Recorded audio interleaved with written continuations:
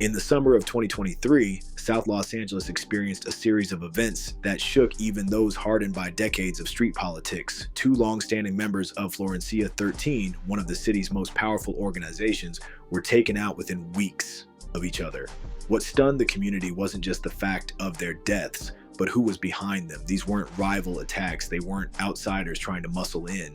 These removals were ordered from within, carried out by someone the victims once trusted. At the center of this dark chapter was a man named Celerino Bizzy Jaramillo, a shot caller whose reputation was built on fear, discipline, and ruthless enforcement of the code. His rise, his decisions, and ultimately his downfall show the contradictions at the heart of loyalty in a world where brotherhood is always conditional. Florencia 13, or F13, didn't start as an empire. Its origins go back to the 1940s along the streets of Florence Avenue in South Los Angeles.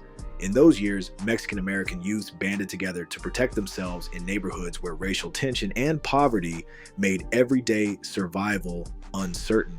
At first, it was about belonging and safety. Over time, it transformed. What began as a small crew grew into one of the largest and most feared groups in the Los Angeles area. Membership expanded into the thousands. Territory stretched across several square miles, and the group developed a hierarchy that functioned less like a street crew and more like a corporation. At the top were the shot callers, leaders who had proven themselves through years of service, loyalty, and enforcement. Below them were tax collectors, men tasked with ensuring that anyone making money in F13 territory contributed a portion of their profits upward. Beneath them were the soldiers, young members hungry for recognition and eager to prove themselves. At the bottom were the associates, those still on the outside, trying to earn their way in. The rules that governed this hierarchy were simple but absolute. Pay your taxes, respect the chain of command, never cooperate with outsiders, and never show weakness. To break the code was to invite consequences, and in this world, consequences were never symbolic. They were final. Towering above this local structure was the Mexican Mafia, La M, a prison-based organization that cast its influence across Southern California. For La M, F13 wasn't about local pride or neighborhood turf wars. It was about revenue. As long as money flowed upward, the group could operate as it pleased. But if the flow slowed or discipline faltered, someone would be called to restore order. That's the environment in which Bizzy rose. Celerino Jaramillo was not born into leadership. He earned it by becoming the kind of figure who never hesitated. Always moving, always enforcing, always making sure the rules were followed. He earned the nickname Bizzy. By 2022, he had achieved the level of shot caller, one of the most feared figures in the organization. Those who knew him described him as calm on the outside, but unflinching when it came time to make hard choices. To many inside F13, Bizzy didn't just follow the code, he embodied it. But Bizzy's rise wasn't just about personal ambition, it was also shaped by history. In 2007, federal authorities carried out Operation Joker's Wild, a massive sweep that indicted more than 100 F13 members. The charges read like a horror story: years of extortion, violence, and targeted intimidation. Families living in F13 territory were forced to pay rent just to remain in their homes. Black residents were harassed simply for existing inside the wrong blocks. It should have been a crushing blow. Instead, the organization adapted. New leaders stepped up, lessons were absorbed, the rules tightened. Don't leave witnesses, don't speak openly on phones, handle disputes internally before federal attention is drawn. Out of this crucible emerged men like Bizzy, who carried those lessons into the next decade. By the mid-2000s, Florencia 13 had rebuilt itself into a tightly controlled machine once again. And when it came to discipline, Bizzy was the one trusted to ensure order. But trust became very public in October 2022. Outside a South Los Angeles bar, a member accused of breaking protocol was confronted by Bizzy and another enforcer, Jonathan Creeper Reyes. What happened wasn't a conversation, it was enforcement. Baseball bats swung. The attack was relentless, leaving the victim alive but scarred for life. It wasn't just punishment, it was theater, designed to remind everyone who watched that crossing Florencia carried a price. But this incident was just the beginning. By early 2023, concerns were rising among those higher in the chain. particularly figures connected to the Mexican mafia. Signs of disorder were spreading, soldiers were becoming relaxed, some taxes weren't collected on time, respect for the structure seemed to be eroding. By mid-2023, Florencia 13 was living under a shadow that no one inside fully understood. On the surface, discipline had been restored, soldiers were paying taxes, neighborhoods had gone quiet, and everyone knew that Bizzy was not afraid to make examples. But beneath the surface, something else was happening. The federal government was piecing together a case that had been years in the making. The FBI had studied Florencia 13 for more than a decade. Informants had been cultivated carefully, often men caught on smaller charges who flipped when faced with the choice of prison or cooperation. Wiretaps were quietly approved, phones monitored, meetings tracked, surveillance teams watched from parked cars and rooftops, documenting movements and faces.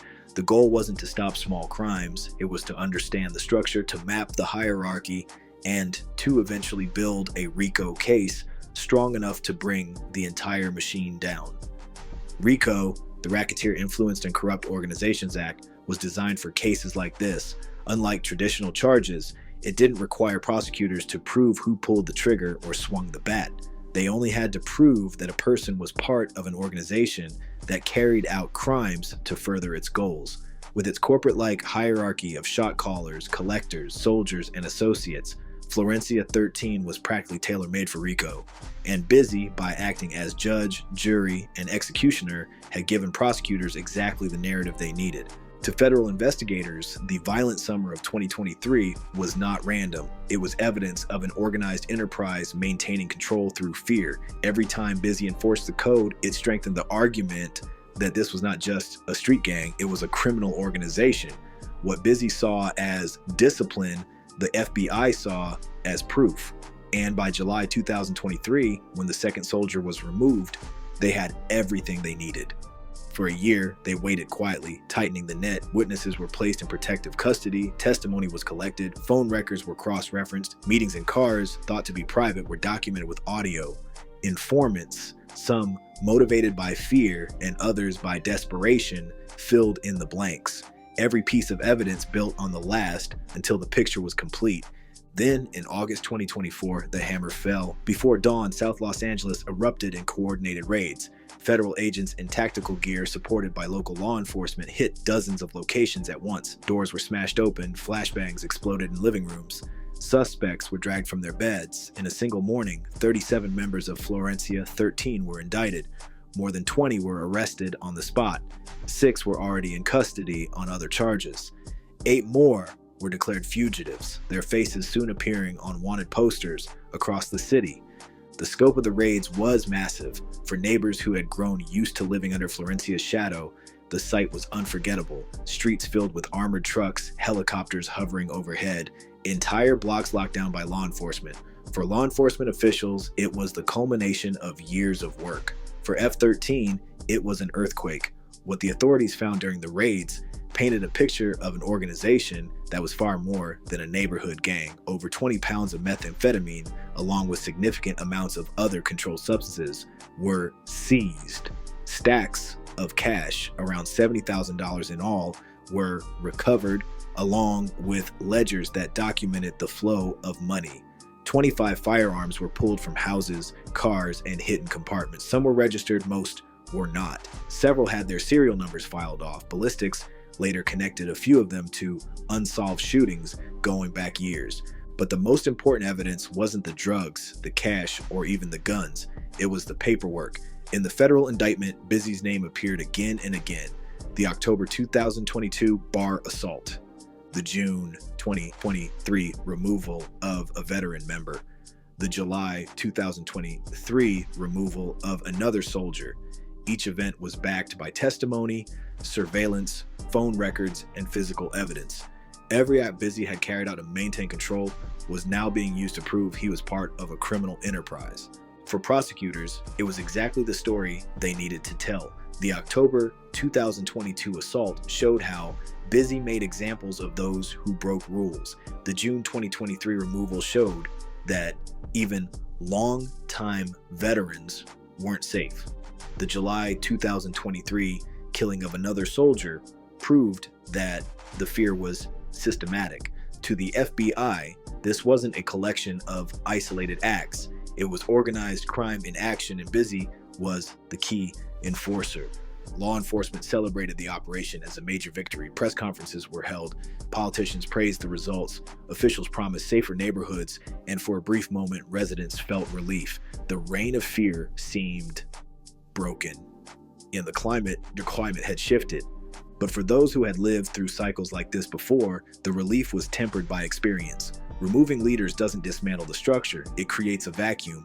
And in neighborhoods where power vacuums exist, they don't stay empty for long. Within days, younger members began stepping up. Rivals tested the edges of F-13 territory. And in prison, La M quietly appointed new representatives to manage the flow of money.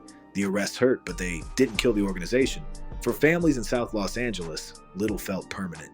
Meanwhile, Bizzy found himself in federal custody, facing the most serious charges of his life: conspiracy to violate RICO, acts of violence in aid of racketeering, conspiracy to distribute controlled substances, use of firearms in furtherance of drug trafficking, assault with a dangerous weapon.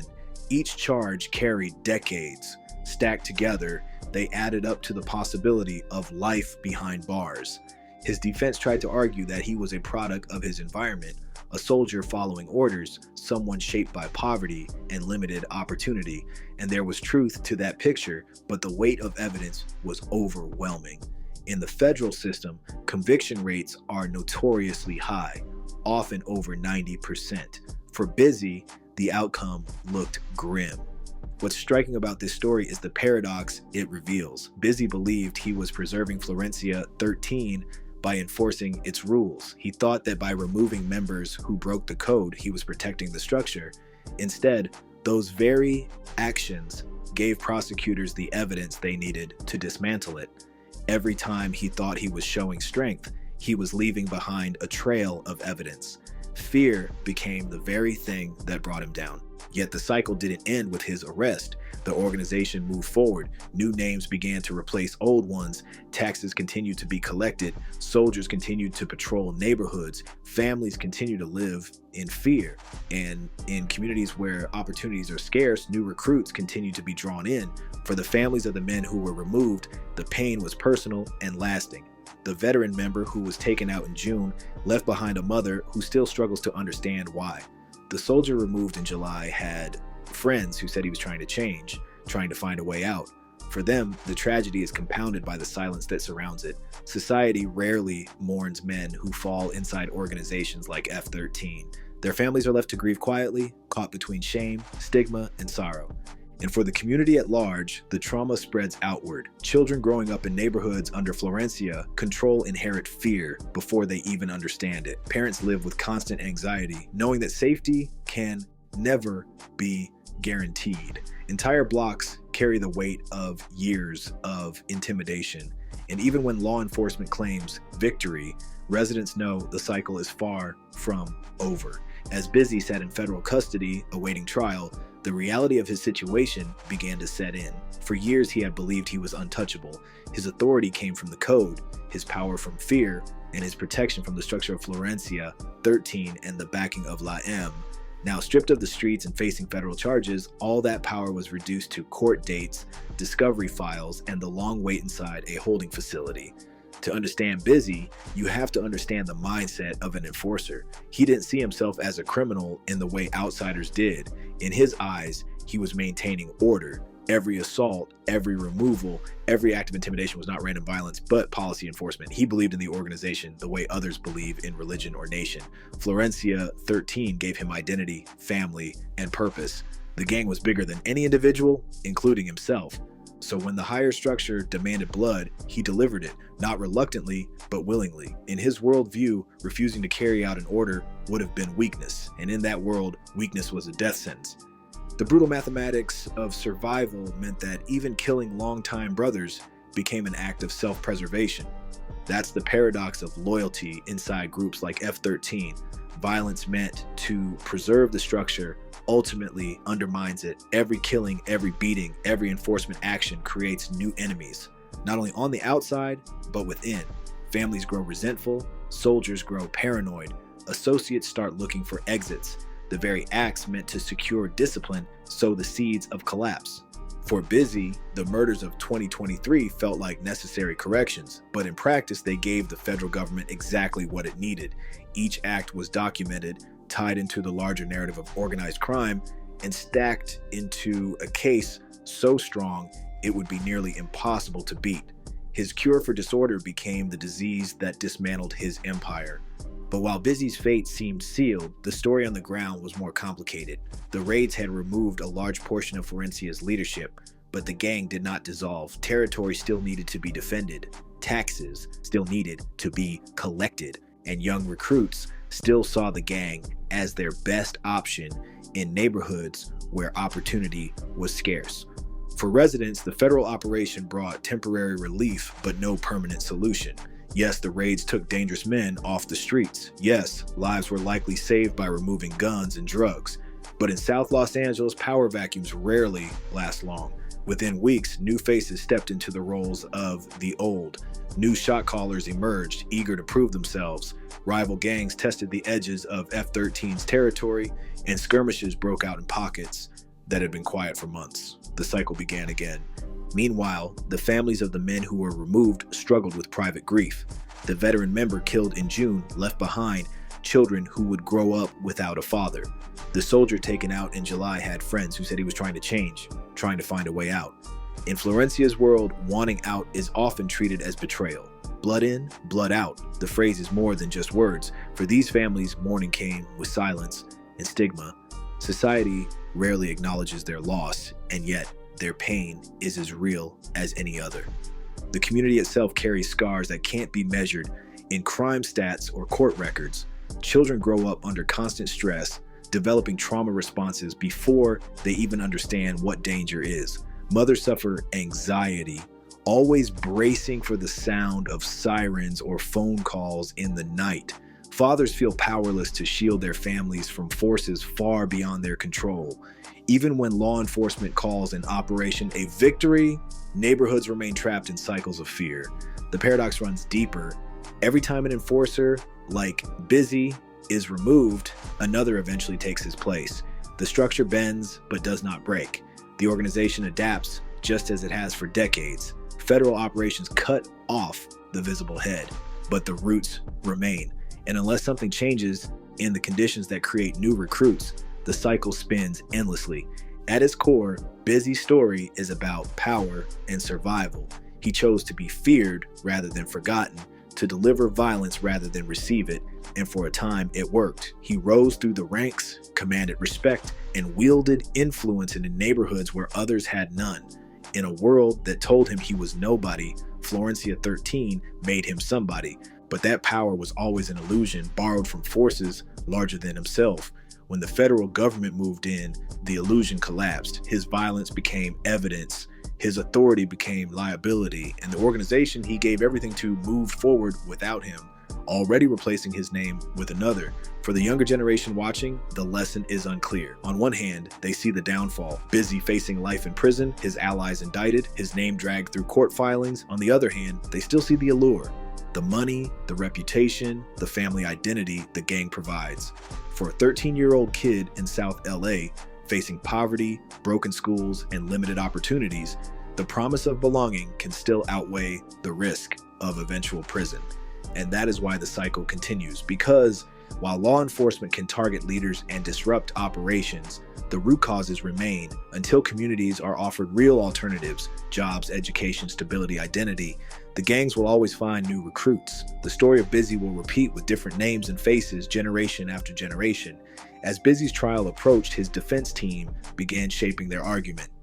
They would say he was not the mastermind, but a soldier following orders.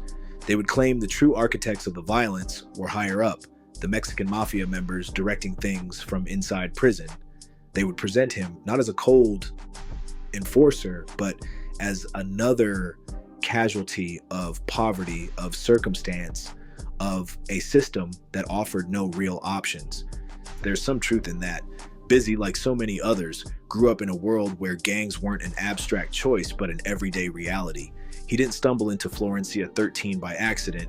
He was born into an environment where the gang was one of the few institutions with power, stability, and opportunity. To outsiders, that may sound twisted, but to a kid in South Los Angeles, it can feel like the only path forward. Still, the federal case against him was overwhelming, unlike local prosecutions, which can collapse under fear of witnesses or lack of cooperation. Federal cases move with quiet, methodical precision. Every phone call was cataloged, every piece of evidence tied together. Informants spoke under protection. The prosecutors didn't need to prove Bizzy pulled every trigger, they only needed to prove he was part of the enterprise that did. And that's exactly what they built. The likelihood of conviction hovered near certainty. The federal conviction rate sits above 90%, and men in Bizzy's position almost never walk free. For him and his co-defendants, the future was written in sentencing guidelines. Decades, life sentences, the possibility of never breathing free air again. The empire he helped maintain had no loyalty left for him. The streets moved on, new names stepped up, and Bizzy became a story told in courtrooms rather than on corners. But what about the bigger picture? What does this story say about Florencia 13, about South Los Angeles, about street culture as a whole? It shows us the paradox of loyalty. Bizzy genuinely believed he was protecting his brothers, his gang, his neighborhood. He saw violence not as destruction, but as preservation. In his mind, removing members who broke the code was necessary to keep the organization alive. Yet those same acts of loyalty destroyed the very structure he was trying to protect. His enforcement became the evidence that unraveled the enterprise. It also shows us the limits of law enforcement victories. The August raids were hailed as a triumph. Dozens of arrests, pounds of drugs seized, guns taken off the street, and yes, lives were saved. But the deeper reality is that organizations like F-13 don't simply vanish. They adapt, they restructure, they recruit. The vacuum left by arrests is quickly filled, often by younger and more reckless members eager to prove themselves. For the community, that means the cycle continues, even as headlines fade.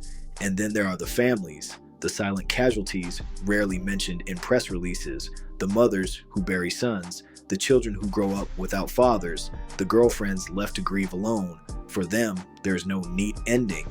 The pain doesn't disappear with an indictment. The trauma lingers, shaping the next generation in ways statistics can't capture. The community as a whole bears scars too. Residents who want nothing to do with gangs still pay the price through fear, through lost opportunities, through the constant background noise of violence. Children normalize sirens and raids as part of daily life. Parents live with constant anxiety. Neighborhoods remain trapped in a state of survival rather than growth. Perhaps the most haunting part of Bizzy's story is how predictable it all is. Every gang member knows the possible outcomes: prison, death, or disappearance into irrelevance. They know the odds are stacked against them. And yet, generation after generation, new recruits sign up. Why? Because in environments where poverty, broken schools, and absent opportunities dominate, the gang still offers something: identity, power, belonging. Even if that belonging comes at the cost of freedom or life itself. The tragedy of Bizzy is that he thought he was preserving order. In reality, he was fueling chaos. The killings that were supposed to secure discipline attracted federal attention. The fear that was meant to inspire respect created paranoia. The rules he enforced destroyed the structure they were designed to protect. His cure became the disease. And yet, for a young teenager in South LA, that may not matter. They don't see the trial transcripts. They don't read the indictments. They see the surface, the older homies with money, with reputation, with influence. They see that in a world that offers them nothing, the gang offers them something. And that something feels like enough. Unless something changes in the conditions that breed new recruits, the cycle will repeat. Another Bizzy will rise, another violent summer will unfold, another federal operation will sweep through. The names will change, the headlines will shift, but the story will remain. That's why prevention is the only real answer. Not prevention through raids or prison sentences, though those have their place, but prevention through opportunity, through giving that 13-year-old kid an option more appealing than the gang, through building schools, jobs, and community programs that actually compete with the allure of the streets, through creating a culture where identity and belonging don't come with a price tag of prison or death. It's not glamorous work. It doesn't make headlines like federal indictments or large-scale raids. It's slow, patient, difficult work that takes years to show results. but it's the only path that breaks the cycle rather than just pressing pause on it. For now, though, the cycle spins on. Bizzy sits in custody, waiting for a trial that will almost certainly end in a life sentence. His name, once spoken with fear and respect on the streets of South Los Angeles, is now filed away in federal case numbers.